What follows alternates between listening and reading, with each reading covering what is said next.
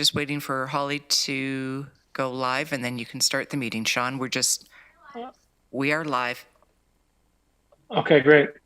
Good afternoon and welcome to the Region of Waterloo's Audit Committee meeting. We are having this meeting remotely due to the COVID-19, and we're practicing physical distancing, and all members of the committee are participating electronically and remotely. Councillors understand the drill. If they want to speak, they raise their hand. And please keep your devices muted until called upon to speak so we can minimize feedback to our devices. And I'm actually doing this for my mobile phone, which is the first because I am having some technical difficulties with connecting to the region server. And I think there's some major issues with networks right across Canada right now with Rogers. So hopefully we'll be able to navigate this successfully using my mobile phone.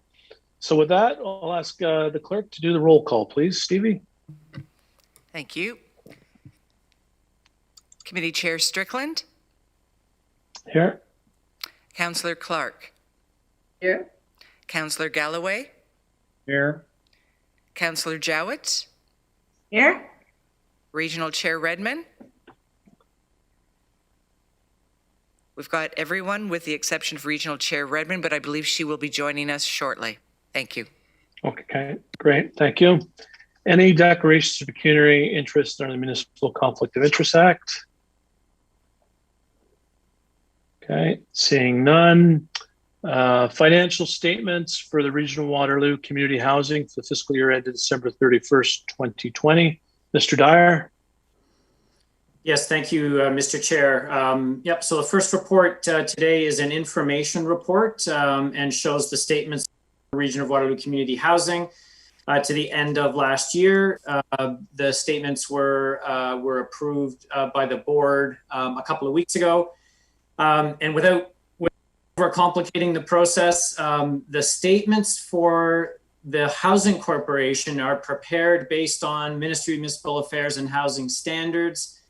We then restate them so that they are consolidated within the overall regional statements, which are included in the upcoming item on your agenda. So they're here for your information. If there are any questions, we can answer them.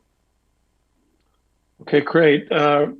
Just before we turn it over to committee for any questions, just Stevie, my internet connection's resumed and I'm trying to get logged back into the meeting. So if you can log me back into the meeting, and I'll then disconnect this this one here. Just so bear with me for a second.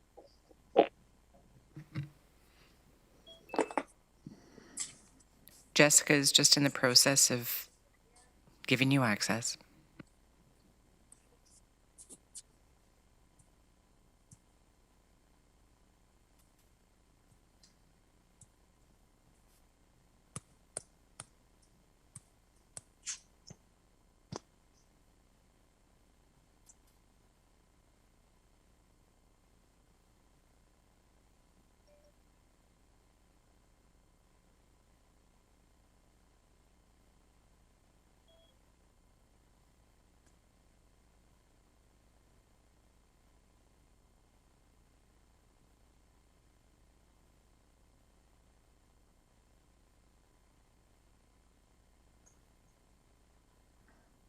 Is anybody? All right, can you hear me?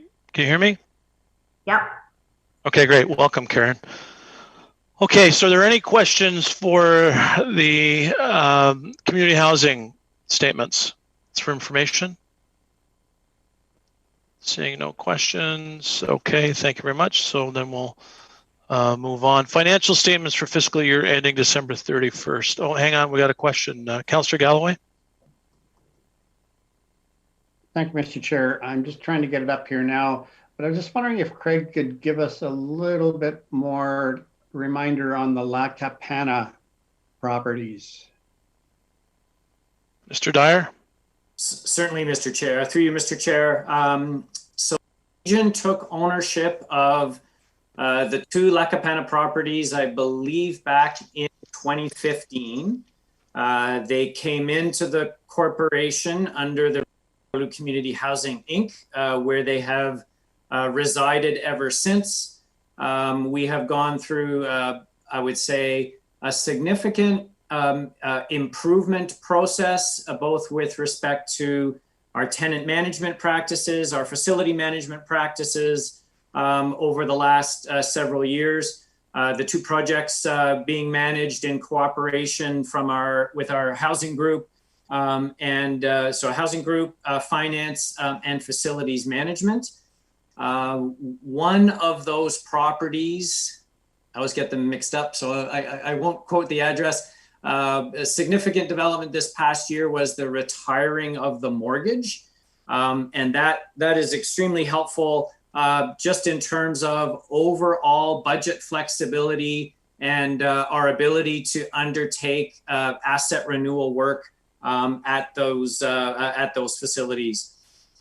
We are planning some further discussion over the course of this year. When I say we, the corporation, which is of course wholly owned by the region of Waterloo, we'll have some discussions this year with respect to, I'd say, the ongoing governance structure with respect to those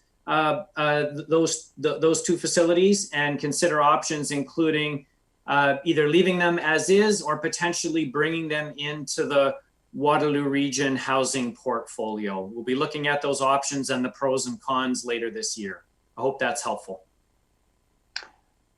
Yeah, thanks very much. And it's really not I guess it's really not questions associated with the financial statements, but I'm just curious about its future, whether or not we're going to roll it into our other the larger portfolio, or even spin it off to a nonprofit or private sector. Yeah. So that information will come back at a later date, I guess. We'll staff review the situation. Yep. Thank you, Mr. Chair. Okay. Thank you, Councillor Galloway. Any other questions? Okay. Seeing none, so we'll get to the financial statements. Mr. Dyer is going to lead us through a conversation on that. Mr. Dyer. Yes, thank you. Thank you again, Mr. Chair. As with great pleasure that we provide to Audit Committee today the financial statements for the year ending December 31st, 2020. We have three sets of statements, as is our usual practice. The region's consolidated statements, the sinking fund statements, and the Sunnyside Home Trust Fund statements. I'm going to ask our Manager of Financial Services, Tricia Alpa, to walk committee through the accompanying staff report. But before I do that, I would just like to reinforce that the timing and the quality of these financial statements is of utmost importance to staff here at the region. And we've talked previously about the timing of these statements. I'm delighted to report today that with the submission of these statements, this is the earliest that Audit Committee has seen a set of financial statements, at least in the last 14 or 15 years, and probably well before that as well. The region, I would say, is actually on the leading edge, if you will, of a timely financial reporting to Audit Committee. It's something that we take great pride in, and something that we're continuing to look for ways to improve. Our goal is ultimately to bring these statements to Audit Committee before the end of the first quarter of the following year. We're less than 3 weeks off of that target at this point. So I think that's just part of our ongoing, let's say, continuous improvement exercise with respect to timing and quality of the statements. So with that, Mr. Chair, I'll turn it over to Ms. Alpa to walk committee through the report. Okay, thanks very much, Craig, and appreciate everyone's efforts to get these statements ready. I also thank everyone for agreeing to have this meeting a little bit earlier than previously scheduled. So thanks, everyone. Tricia. Good afternoon, Mr. Chair and members of the Audit Committee. As Craig noted, we're very pleased to be presenting the 2020 audited consolidated financial statements of the region, as well as the audited financial statements of the Sinking Fund and the Sunnyside Trust as appended in the report. The Municipal Act requires the annual preparation of financial statements in accordance with generally accepted accounting principles for local boards, as required by the Public Sector Accounting Board. These financial statements were audited by the region's external auditor, KPMG, and each have a clean audit opinion. KPMG representatives will speak in more detail to that in their presentation. to Audit Committee and Council approval, signed versions of the financial statements will be produced following Regional Council approval on April the 21st. Highlights of the Region consolidated financial statements include improved liquidity through increased cash balances at the end of the year, mainly due to pre-financing of certain capital projects in 2020 to take advantage of low interest rates, collection of certain prior year-end receivables, and the receipt of Safe Restart Agreement funding. Secondly, note the stable net long-term liabilities as the region's own purpose debt has maintained in the $700 million range for the last 3 years, from careful planning which projects will be debt financed. Also, there are low debt servicing costs due to the lower interest debt being issued to replace higher debt maturities. The future liabilities include landfill post-closure costs, employee future benefit liabilities, sick leave liabilities,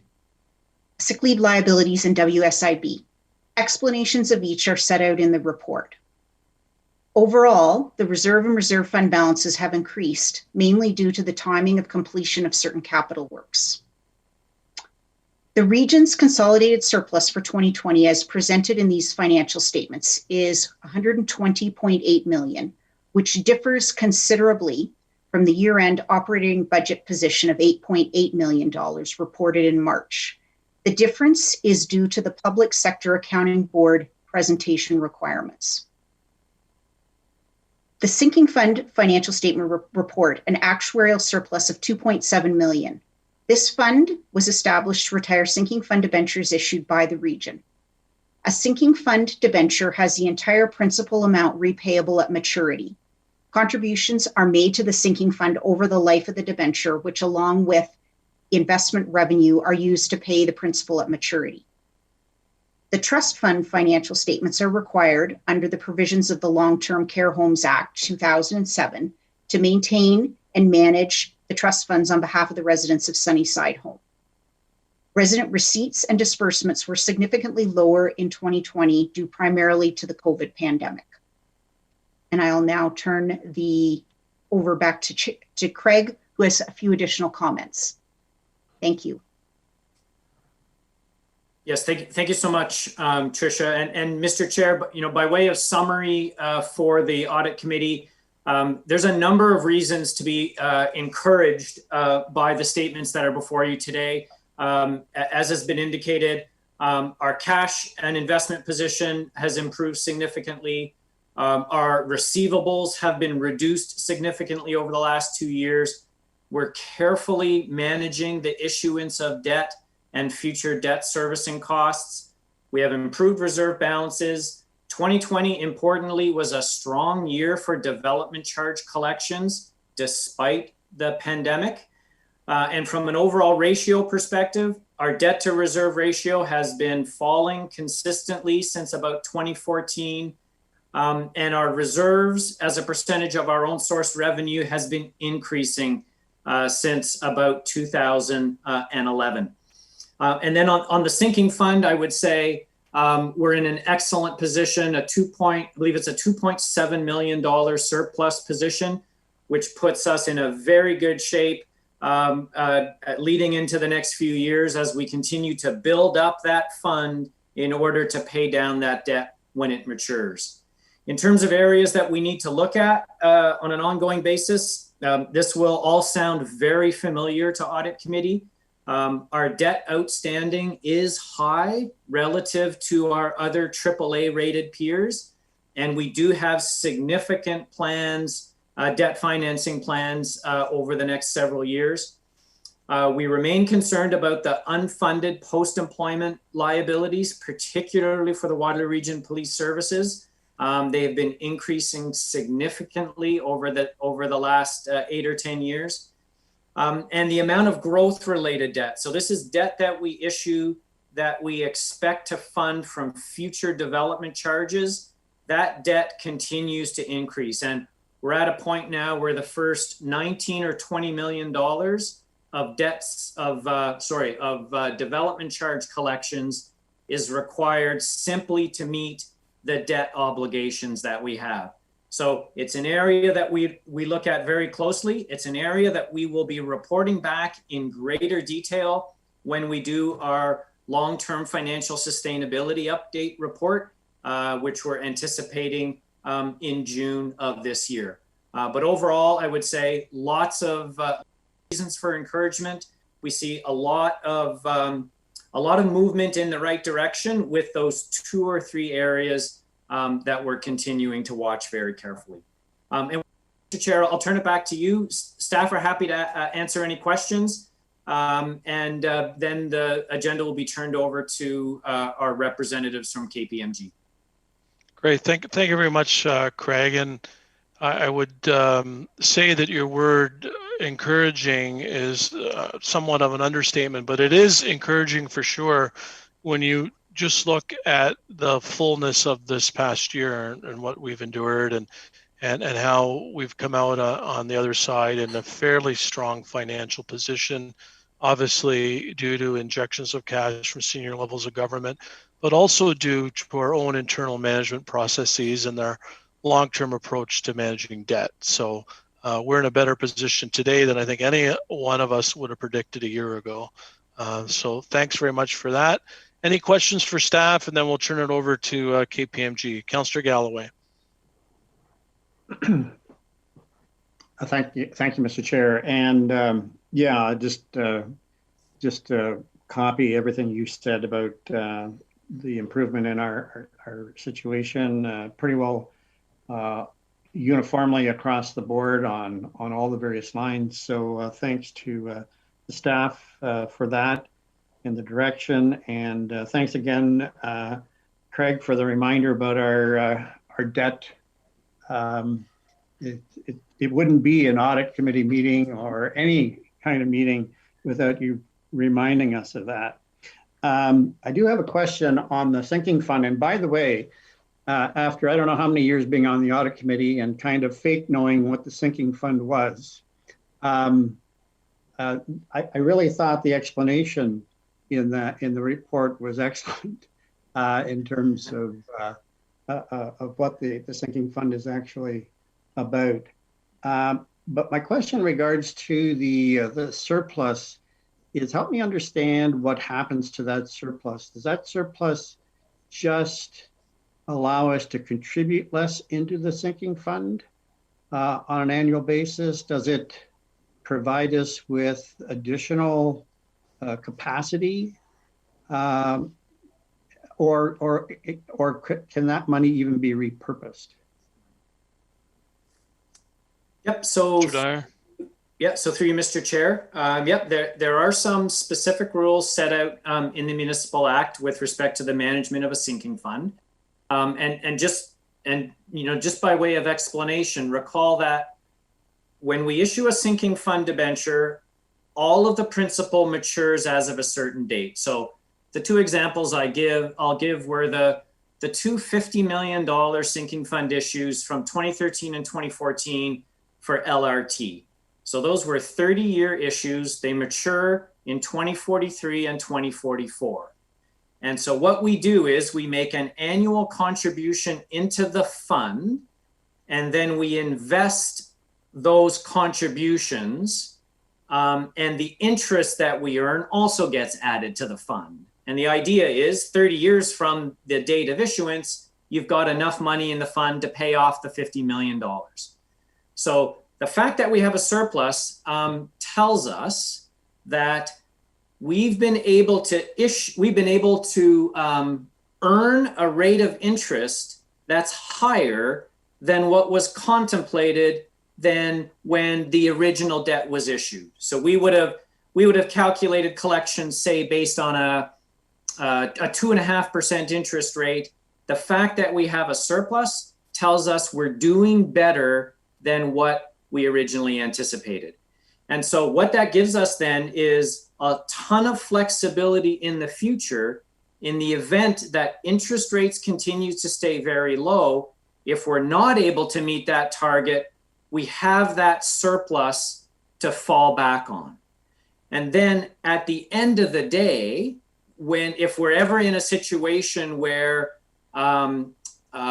where all of our sinking fund debt has matured, then I believe there are, again, rules in the Municipal Act that specify the options available to committee. And what I might suggest, because I don't have them off the top of my head, we could bring a short report back to the next audit committee meeting that outline the rules that are in place around a surplus.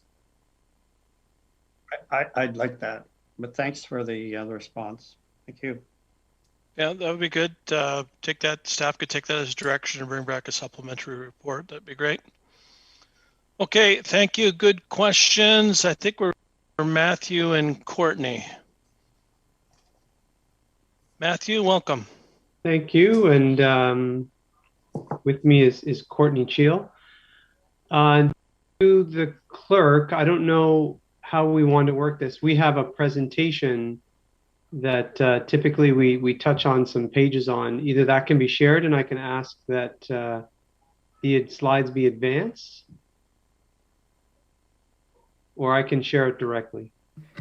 If you can share directly, that would probably be best. Thank you, Matthew. Yeah, I can do that now.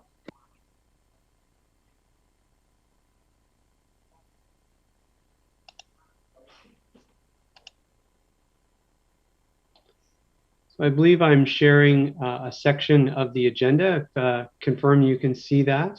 You are, yeah, we can see it. Okay, perfect.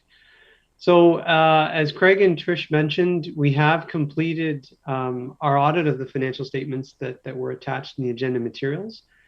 We'll take a few minutes to walk through, significant highlights of the report. Won't sort of, read it sort of page by page, but a few overriding or overarching, comments. To Craig's point, we continue to work with the region to accelerate the timing of the audit and the timing of the presentation and approval of the financial statements. And anecdotally, Craig is quite right. This is one of the very first reports of financial statements, for a significant municipality in the province of Ontario.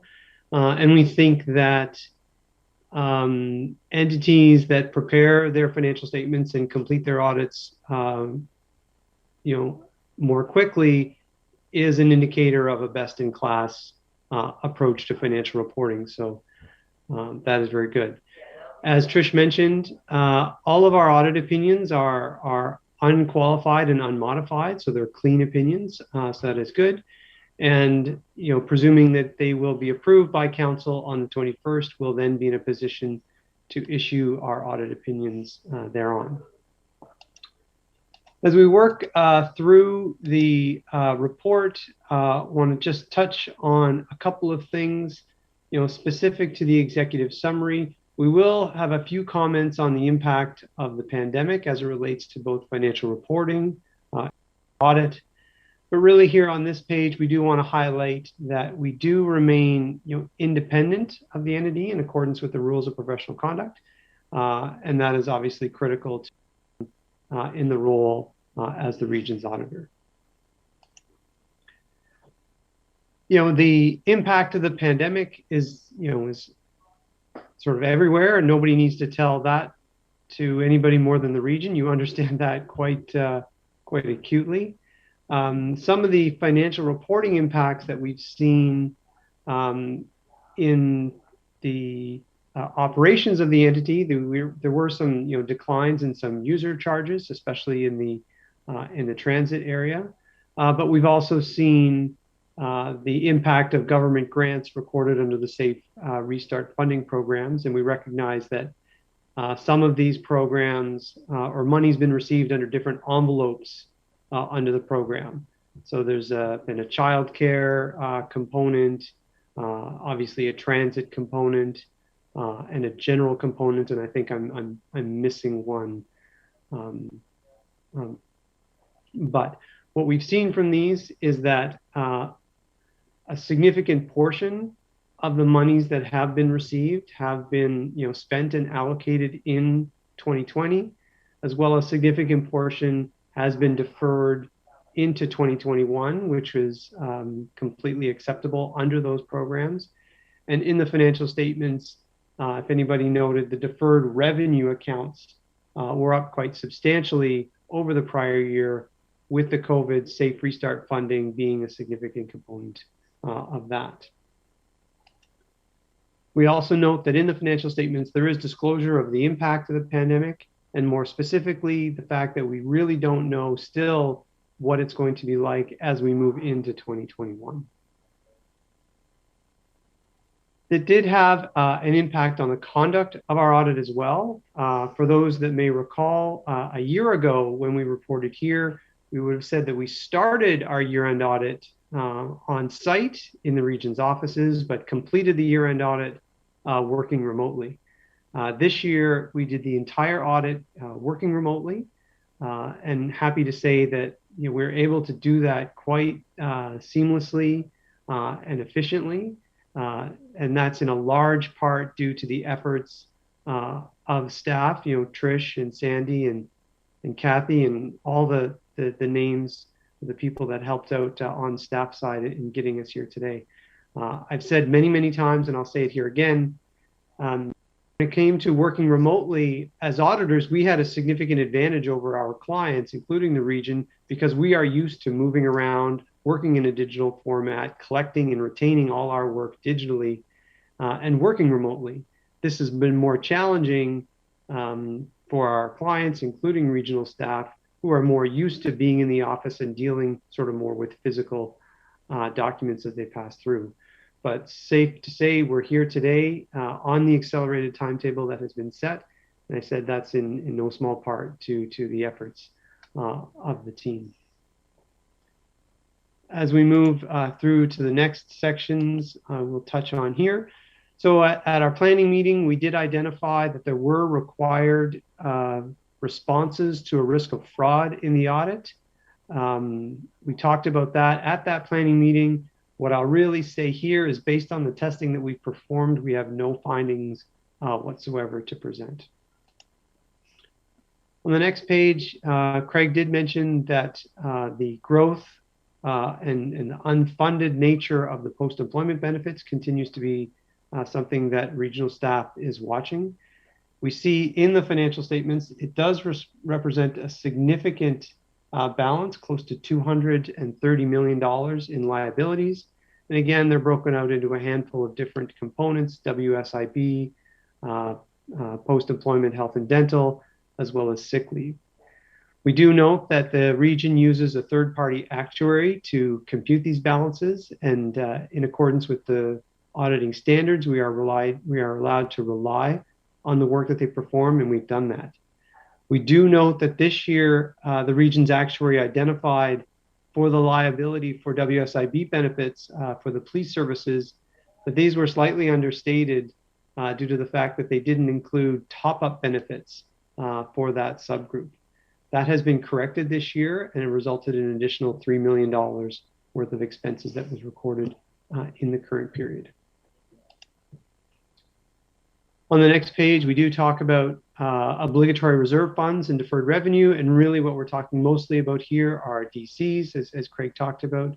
There were significant DCs collected this year, and we tested the process from start, including the recognition of that DC revenue, which I'll remind committee is that you show it as revenue in your financial statements as the DC money is spent, not necessarily as it is collected, somewhat different from the budgetary process. We do remind committee that there are exempt DCs and there is special accounting that follows that process, and that's all been recorded properly in the financial statements.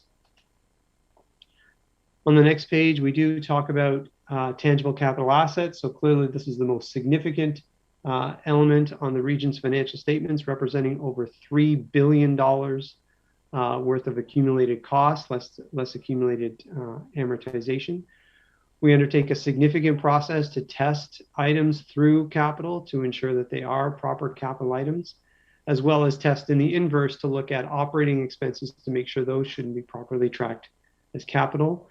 No issues or concerns there. We do note that management did identify this year a series of assets, primarily water and wastewater assets, that were taken out of service in 2018 and should have been written off in that year. Those assets have now been written off, and that correction has been put through in the current period. It was approximately $12 million of write-offs that were incurred in the current period and recorded therein. And so at the end of the year, all these amounts are properly addressed and corrected.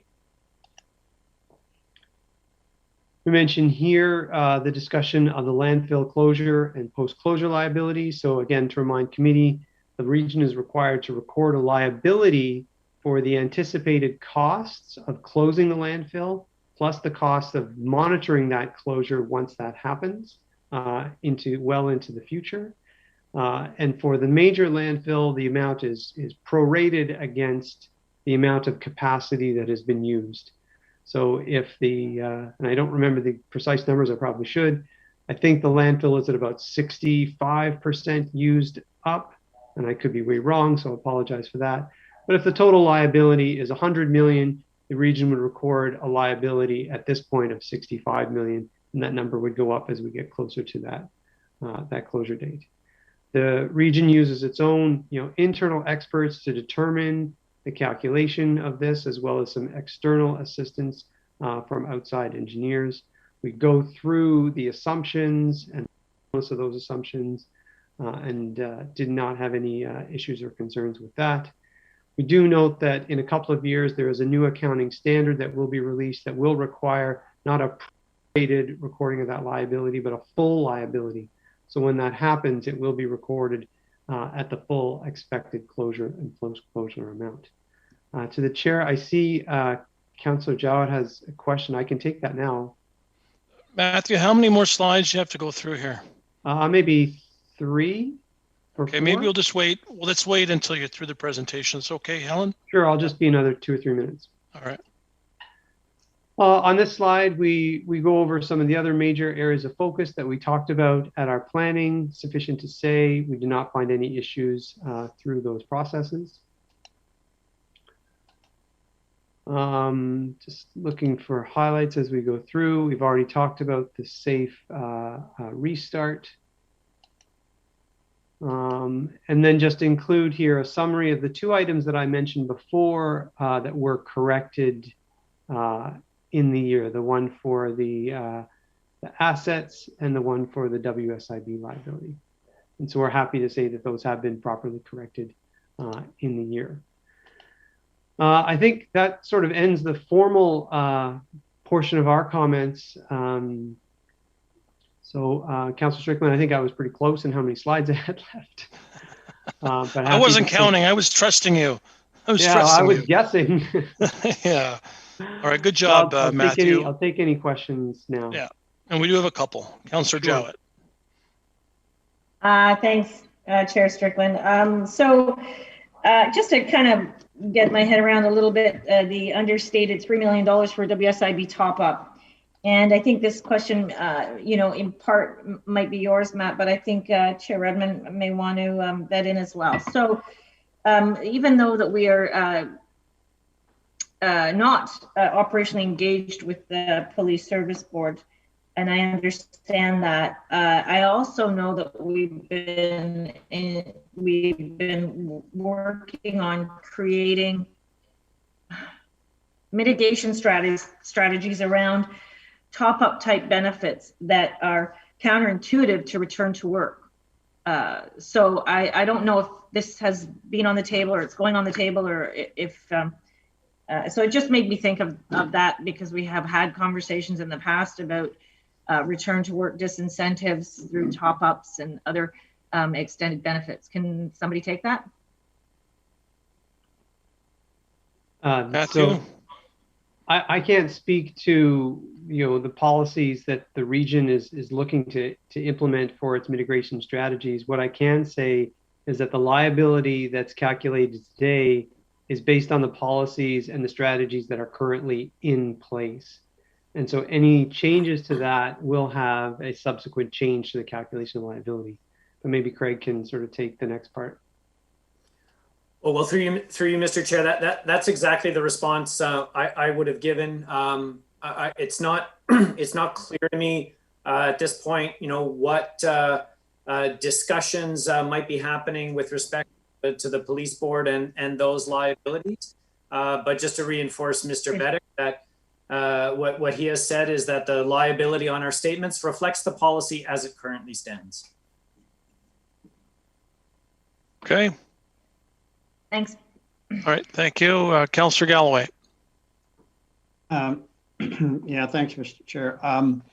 I've got just two questions. One is specific, one's a little more general. So I'll start with the specific one. In terms of the landfill, Matthew, we received a report just the other day that the life of our landfill has actually now been extended by at least 5 years because of diversion activities and capacity matters. Does that fundamentally change any of your calculations in terms of the risks or the fixed asset values associated with the landfill? It does fundamentally change the calculation as to when the costs are expected to be incurred. And again, as I said, the pro rata amount that is actually reflected as a liability on your financial statements. So I believe that is an event that will be incorporated into next year's calculation of the liability. So in theory, the liability will actually go down because you really have more capacity, or you're used up less of the overall capacity than was originally anticipated. Right. Yeah, we're going from 20 to 25 years of remaining life. So I thought that might have an impact. The question I had, Matthew, is really general in nature. So given the fact that a vast majority of regional staff are working remotely, is there any research, or is there, I mean, not within our own organization, but generally within the accounting world, that when people are working remotely, there is more or less opportunity for fraud? I'm not aware of any specific research. I can give you my own view. Sure. Yeah. I think there's increased risk primarily around cybersecurity. Given that you're now outside of, I'll call it, the cyber walls of the regional headquarters. And then, and I know, staff had sought our views on concerns around, duplication of payments because you don't have the same sort of, I'll call it, wet signatures on documents that may be submitted for payment. So there's certainly an added element of risk there. And then the third case, and this is a situation I'm sure all committee members have heard of before, the sort of, I'll call it, the classic executive officer impersonation fraud, where so-and-so receives an email from the CFO or the CAO saying, hey, we need to wire $50,000, $100,000 to this company like ASAP, or they're going to stop work on a critical project. And in sort of normal times, we would suggest so-and-so would actually physically go and talk to the person and say, hey, did you actually send this? This doesn't seem quite right, or they would follow additional steps. When we're working remotely, the ability to do that is less. I don't believe the requirement is less, but one may just sort of fall into the trap of just going along with it because that's how they're communicating these days. So clearly there is an increased risk there, but that doesn't mean you can't put other strategies in place to mitigate against those risks. So, okay, thank you. You're welcome. Okay, thanks. I don't see any further questions. So we're ready for the resolution. Councillor Jowett, second by Councillor Galloway, that we approve the consolidated financial statements, the sinking fund financial statements, and the trust fund financial statements, all for the fiscal year ending December 31st, 2020. All those in favor? Okay, that's carried. Mr. Dyer? Yes, thank you, Mr. Chair. I just wanted to take a couple of seconds and express my great thanks to the Region of Waterloo staff team who have put a huge effort into getting these statements done over the last couple of months. A couple of them are on the call today, Trisha Alpa and Sandy Luther, and their teams have done exemplary work in challenging situations, and just like to express my sincerest thanks to both of them. Great. On behalf of committee, we extend those thanks as well. Thank you very much for a job well done. Okay, so now we're going to go into closed session. It's going to be a little bit different because we're on Zoom. So this is when I'll go through the motion to go into a closed session, and then we'll ask all of staff to exit the meeting, and then we'll have an opportunity to have a conversation with Matthew individually and ask questions. And then we'll ask Bruce Lochner to come back. He'd like to have a conversation with committee and KPMG as well. And then we'll resume the rest of the closed agenda and then move into the open agenda. So we're just going to be a little bit flexible here. So we have a motion to go into closed session moved by Councillor Clark and seconded by Chair Redmond. Any discussion? All those in favor? That's carried. Okay, great. So this is the part where committee has a confidential discussion